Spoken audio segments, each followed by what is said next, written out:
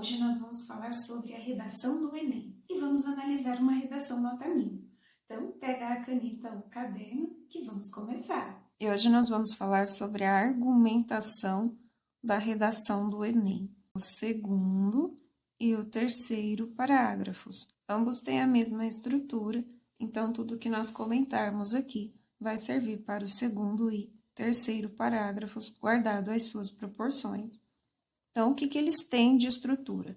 Eles são iniciados com o tópico frasal, depois com fundamentação, depois com aprofundamento argumentativo e depois com reflexão crítica. Vamos comentar um a um de forma mais aprofundada e hoje nós falaremos apenas do tópico frasal. Então, aqui nós temos algumas características do tópico frasal. Ele é o primeiro período do parágrafo. Vai começar com o conectivo interparágrafo, que é aquele conectivo que faz uma relação entre um parágrafo e outro. Deve ter verbo na terceira pessoa e deve ser relativamente curto. Eu não posso fazer um período ali muito grande, afinal eu estou apenas apresentando o argumento. É o momento em que eu apresento ao meu leitor sobre o que eu vou argumentar naquele parágrafo, qual ideia eu estou defendendo naquele parágrafo. Vamos analisar na prática como que ficou uma redação nota 1000? Então, aqui vocês têm do Enem do ano passado, 2024, o tema era Desafios para a Valorização da Herança Africana no Brasil. Então, vocês têm aqui, a princípio, deve-se observar que o pouco fomento governamental em ações de gestão educacional é um problema a ser combatido. Vamos ver se tem todas as características. É o primeiro período do parágrafo? Sim, é o primeiro período do parágrafo. Começa com conectivo? Sim, a princípio. Tem verbo na terceira pessoa? Tem, deve-se observar, é um problema. Temos verbo na terceira pessoa. É relativamente curto? É relativamente curto. Apresentou o argumento? Apresentou o argumento. O que ele defende aqui em todo o parágrafo é sobre o pouco fomento governamental em ações de gestão educacional. Beleza? Então, dá uma pausa aí. Leia o parágrafo todo para vocês visualizarem essa defesa dessa ideia. Vamos analisar um outro exemplo? Aqui também um texto do Enem 2024, Desafios para a Valorização da Herança Africana no Brasil, e nós temos o seguinte período.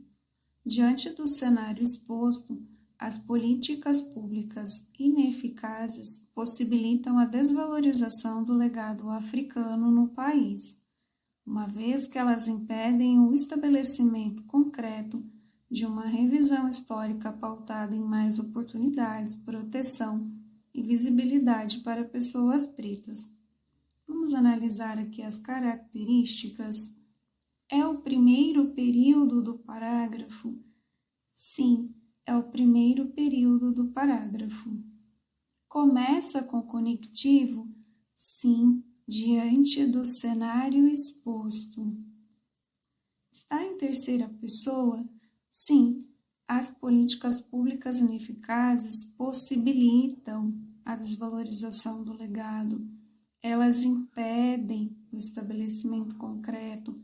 Então, sim, nós temos terceira pessoa aqui. É relativamente curto?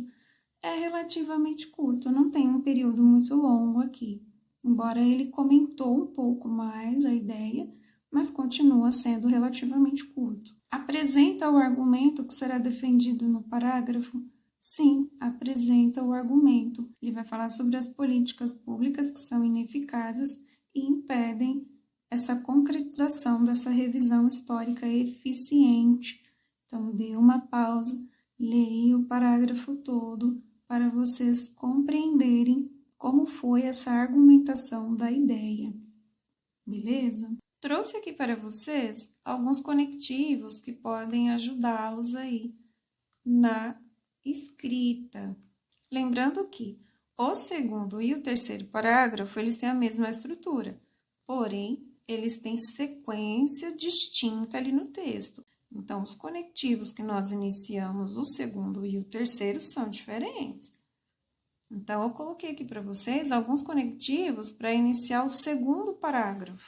E aí, vocês podem usar à vista desse problema, à vista desse cenário, a princípio, dado o exposto, de início, diante desse cenário, diante do cenário exposto, diante desse panorama, em primeiro momento, nesse sentido, todos esses dá para vocês iniciarem aí o segundo parágrafo. Já o terceiro parágrafo, que é uma continuação da argumentação, a ideia muda. Vocês estão acrescentando aí mais informações, mais argumentação.